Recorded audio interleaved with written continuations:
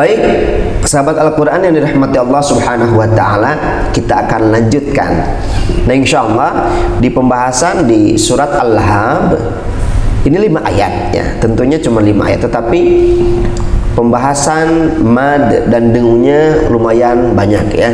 Apalagi di pembahasan bacaan dengung, bacaan yang ditahan 3 harakat lumayan panjang. Maka dari itu sahabat Al-Quran, tolong fokus ya. Jangan lagi kita membaca surat ayat Al-Quran, khusus di surat Al-Lahab, jangan sampai menyebutkan seperti ini dengan kalimat bacaan yang seperti dulu ya, na'udzubillahi min dzalik. Ada yang seperti ini. Bismillahirrahmanirrahim. Tabat yada abi lahabi wa tab ma agna anhu maluhu wa ma kasab sayasla naran data lahab wa imratuhu hammalatal hatab fi jidha hablum mim masad. Na'udzubillahi min dzalik ya. Jangan sampai kita membaca ayat-ayat Al-Quran dengan bacaan yang salah. Maka dari itu kita harus belajar tahsin tilawah Al-Quran, memperbaiki, membaguskan bacaan ayat Al-Quran ya. Mari kita kaji. Sebelum kita kaji ayatnya, kita baca dulu basmalah. Bismillahirrahmanirrahim. Di ayat pertama kita menemukan tanda panjang atau coret panjang itu ya. Tabat yada, sama seperti di surat Al-Kafirun, coret panjangnya menghadapi alif, maka disebutnya mad jaiz munfasil ya. Jadi kalau coret panjang menghadapi hamzah, persis di ayat pertama di surat An-Nasr, itu namanya mad wajib muttasil ya. Tadi saya lupa ya menerangkan terkait perbedaan mad jaiz sama mad wajib. Kalau mad wajib muttasil tadi yang disebutkan di An-Nasr ayat pertama, itu coret panjang atau tanda mad bertemu dengan hamzah dalam satu kalimat. Kalau di ayat pertama di surat Al-Lahab, tabat yada, ada tanda panjang atau coret panjang, tanda mad bertemu dengan alif dalam 2 kalimat. Nah, ini mah disebutnya mad jaiz munfasil, sama 4 harakat ya. Tabat yada abi ya, panjang 4 harakat. Sekali lagi, tabat yada abi lahabi wa, ditahan 3 harakat, nggak boleh lahabiwa, tapi lahabiwa, namanya idgham bi gunnah. Tabat yada abi lahabi wa tab, khusus untuk akhir ayat pertama di surat Al-Lahab, pantulannya harus ada jeda sedikit menandakan ada tasydid. Nggak boleh gini, lahabi watab, tapi tahan dulu, watab, nggak boleh watab. Saya lagi, watab. Jadi ada tasydid di akhir ayat tersebut. Qalqalah kubra ya, dipantulkan di akhir ayat ini, tetapi ada tasydid di sana, kemudian tahan dulu baru mantul. Watab. Yuk dari awal ayat. Tabat yada abi lahabi watab. Ya. Lanjut ke ayat 2. Ada coret panjang sama mad jaiz ya, seperti di ayat pertama yada, ada tanda mad bertemu dengan alif. Begitupun sama di ayat 2, tanda mad bertemu alif. Ma aghna ma, lagi-lagi harus dibaca 4 harakat. Ma aghna untuk ghain ya, biasanya selalu memantul. Agna, bukan agna tapi aghna, aghna. Insyaallah nanti ya kita kaji di sifatul huruf. Sekarang kita fokus dulu ke tanda mad sama dengunya. Ma aghna anhu maluhu wa ma kasab. Loh, kok Ustaz di akhir ayat kasab? Kalau di ayat pertama watab, kok beda? Itu. Saya lagi yang membedakannya adalah tasydid yang ada di akhir ayat pertama itu. Jadi kalau di akhir ayat kedua nggak boleh gini. Ma aghna anhu maluhu wa ma kasab. Itu nggak boleh. Nah, sebagian masih ada yang menahan itu. Kenapa?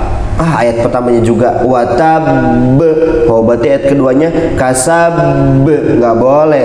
Kalau ayat kedua biasa aja kasab, itu. Ma aghna anhu maluhu wa ma kasab, ya kasab. Lanjut di ayat 3. Kalau di ayat 3 tidak ada coret panjang, tetapi ada tanda dengung dengan hukum ikhfa haqiqi. Di sebelah mana? Sayasla naron dha. Itu namanya ikhfa haqiqi. Sayasla naron dhata lahab. Sekali lagi, tahan 3 harakat. Sayasla naron dzata lahab. Aman ya, tidak ada coret panjang. Lanjutkan di ayat 4. Di ayat 4 sama, tidak ada coret panjang, tidak ada yang coret seperti itu. Tetapi lagi-lagi kita menemukan tanda dengung dengan hukum sebagai berikut. Lihat.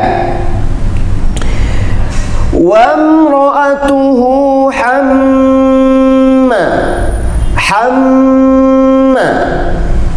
Ya, ada hamma, itu namanya mim tasydid disebutkan gunnah. Ya, bacaan gunnah harus dibaca atau ditahan 3 harakat. Wa imra'atuhu hammalatan hatab. Sekali lagi, wa imra'atuhu hammalatan hatab. Oke. Lanjutkan akhir ayat.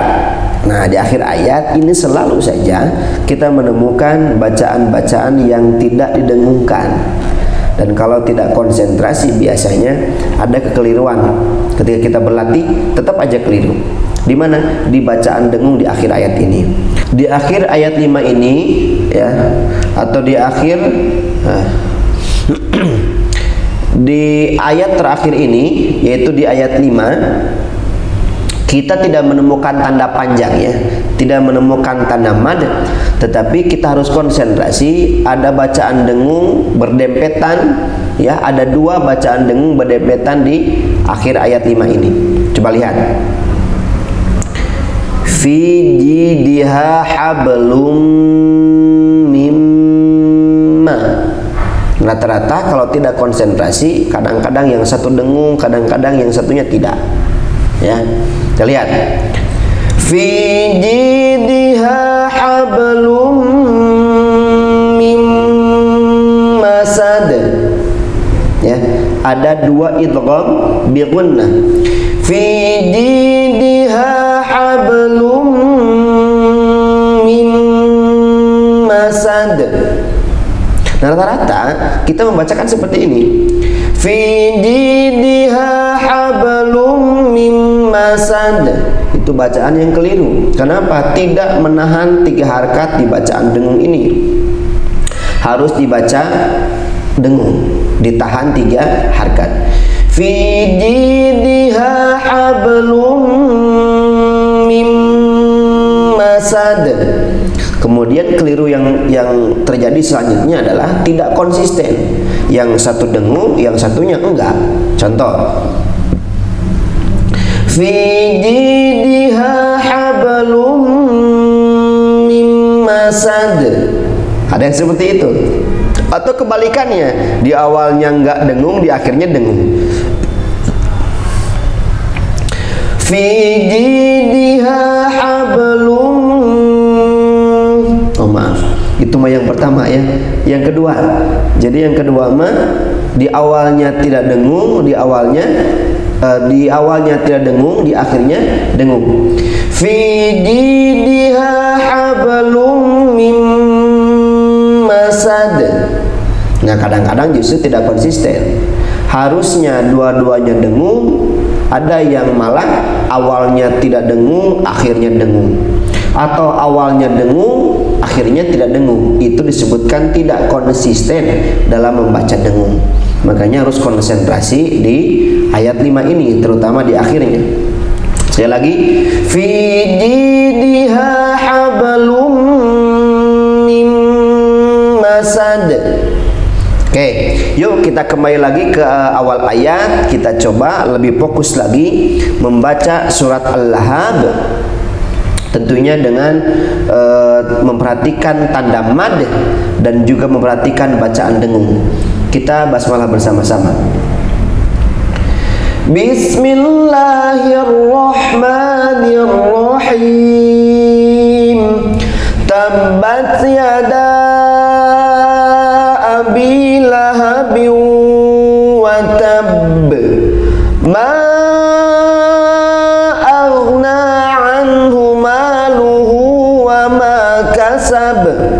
Sayasla naran dhata lahab. Wa imra'atuhu hammalatan hatab. Fi